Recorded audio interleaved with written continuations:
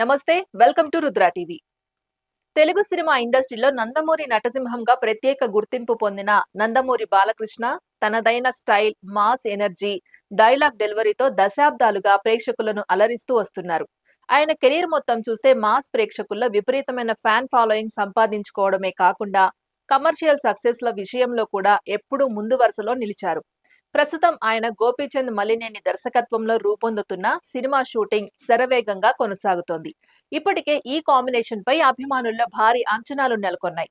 ఎందుకంటే గోపీచంద్ మలినేని గత చిత్రాల స్టైల్ చూస్తే పక్కా మాస్ ఎంటర్టైన్మెంట్ గా ఈ సినిమా ఉండబోతుందని భావిస్తున్నారు.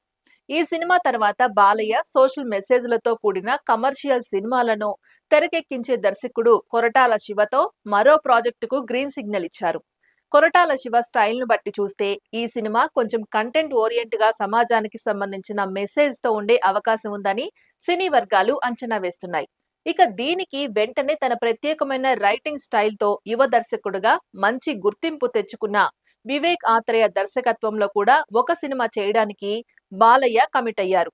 వివేక్ ఆత్రేయ కథల్లో ఉండే నేచురల్ టోన్, హ్యూమర్, భావోద్వేగాలు బాలయ్య ఇమేజ్ తో కలిస్తే ఒక కొత్త తరహా ప్రయోగం చూసే అవకాశం ఉందని అభిమానులు ఆసక్తిగా ఎదురుచూస్తున్నారు. వీటితో పాటు నాంది సినిమాతో విమర్శకుల ప్రశంసలు అందుకున్న దర్శకుడు విజయ్ కనకమేడలతో కూడా బాలయ్య ఒక ప్రాజెక్టు ప్లాన్ చేస్తున్నాడని సమాచారం. ఇలా వరుసగా భిన్నమైన శైలులు కలిగిన దర్శకులతో సినిమాలు చేయడం ద్వారా తనలోని కొత్త కోణాలను బయట పెట్టాలని బాలయ్య భావిస్తున్నట్లు తెలుస్తోంది. ఈ లైనప్ ను పరిశీలిస్తే ఆయన కేవలం మా సినిమాలకే పరిమితం కాకుండా కంటెంట్ వైవిధ్యంపై కూడా దృష్టి పెట్టినట్లు స్పష్టంగా అర్థమవుతోంది. ప్రస్తుతం అందుతున్న సమాచారం ప్రకారం వచ్చే 2 సంవత్సరాల పాటు తన డేట్స్ ను ప్రధానంగా ఈ ముగ్గురు దర్శకులకు కేటాయించినట్లు తెలుస్తోంది. అంటే త్వరలోనే బాలయ్య నుంచి వరుసగా భారీ ప్రాజెక్టులు ప్రేక్షకుల ముందుకు రాబోతున్నాయి.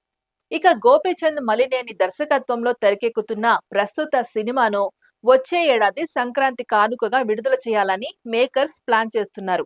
ఇది బాలయ్యకు చాలా సెంటిమెంట్ లో ఉన్న సీజన్ కావడం వల్ల అంచనాలు మరింత పెరిగాయి.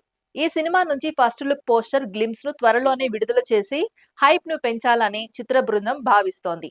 మొత్తంగా చూస్తే బాలయ్య బాబు తన కెరీర్ లో మరో గోల్డెన్ ఫేజ్ ను లక్ష్యంగా పెట్టుకొని స్ట్రాటజిక్ గా లైనప్ సిద్ధం చేసుకుంటున్నట్లు కనిపిస్తోంది.